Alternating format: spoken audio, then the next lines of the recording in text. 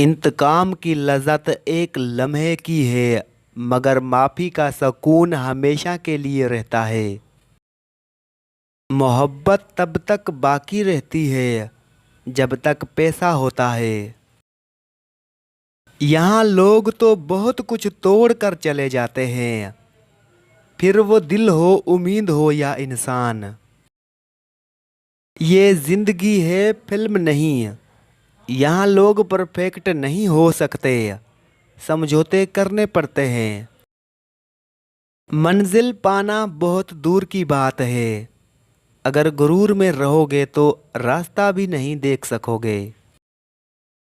یہاں چپ کر کے سہتے رہو تو بہت اچھے ہو، اگر بول پڑو تو تم سے برا کوئی نہیں۔ دعا میں گرا ایک آنسو آپ کی پوری تقدیر بدل سکتا ہے۔ لوگ ہمیں ستائیں یا ہم سے کوئی غلطی ہو جائے تو اللہ یاد آتا ہے، کوئی خواہش ہو تو بھی اللہ یاد آتا ہے۔ خامیاں تو ہزاروں میں ہوتی ہیں، خوبی کا مالک کوئی کوئی ہوتا ہے۔ جہالت اگر دنیاوی تعلیم سے ختم ہوتی تو مکہ شہر کا پڑھا لکھا آدمی ابو جہل نہ کہلاتا۔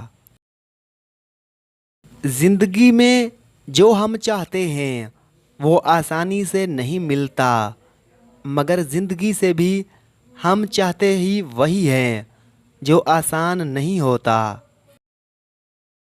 دنیا کو سچا ہونے کی دلیل کبھی مت دیا کرو کہ اللہ سب کچھ جانتا ہے۔ کبھی کبھی ہماری اداسی کی وجہ ہماری اپنی سوچ ہوتی ہے جو ہمیں اندر تک کھا جاتی ہے۔ دوسروں کو ہنسانے والے جب اللہ سے باتیں کرتے ہیں تو رو پڑتے ہیں۔ جب تم یہ محسوس کرو کہ تمہاری طبیعت اللہ کے ذکر سے سکون میں آتی ہے تو سمجھ لو کہ اللہ تمہیں پسند کرتا ہے۔ رشتوں کو بچانے کے لیے ایک قدم پیچھے ہٹ جانا بزدلی نہیں، انسانیت ہے۔ زندگی کا ایک ہی اصول بنائیں کہ ہر خوشی اور غم کا اللہ کو رازدار بنائیں، اللہ سے باتیں کریں، اس کی رسی کو مضبوطی سے تھام لیں، وہ اللہ آپ کو کبھی تنہا نہیں چھوڑے گا۔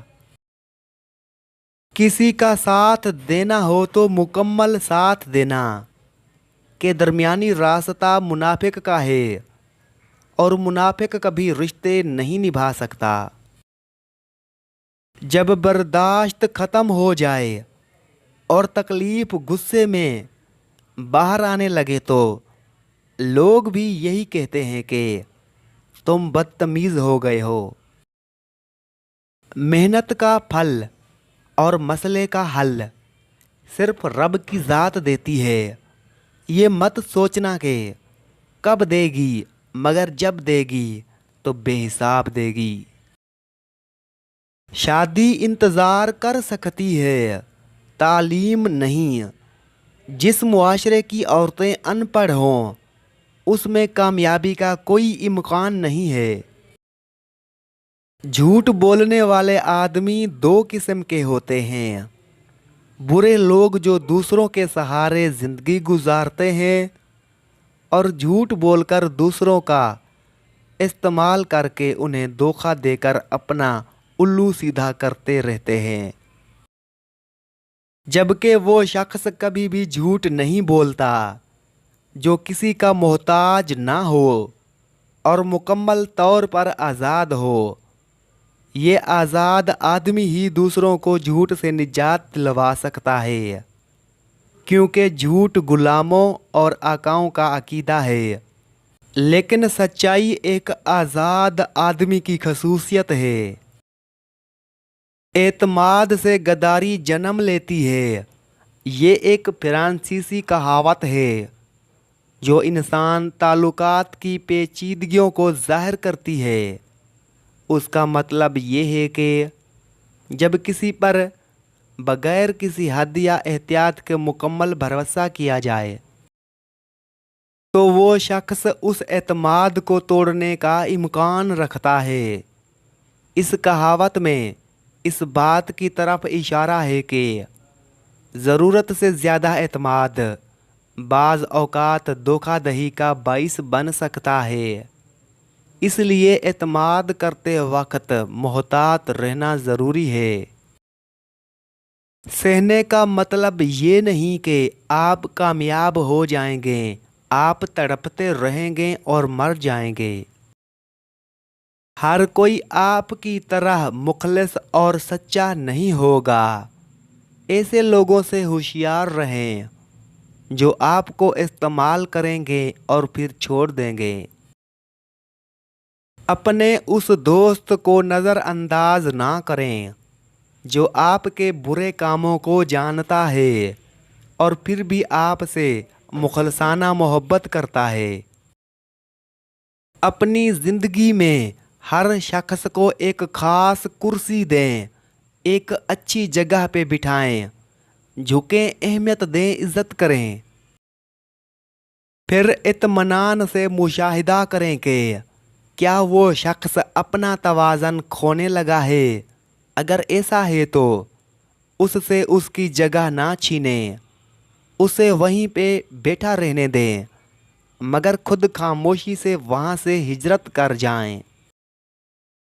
याद रखें, अगर किसी को आपकी दी हुई इज़्ज़त, मोहब्बत और आपका दिया हुआ मकाम रास नहीं आ रहा तो आप अपना वक़ार व ज़र्फ़ मत खोएं।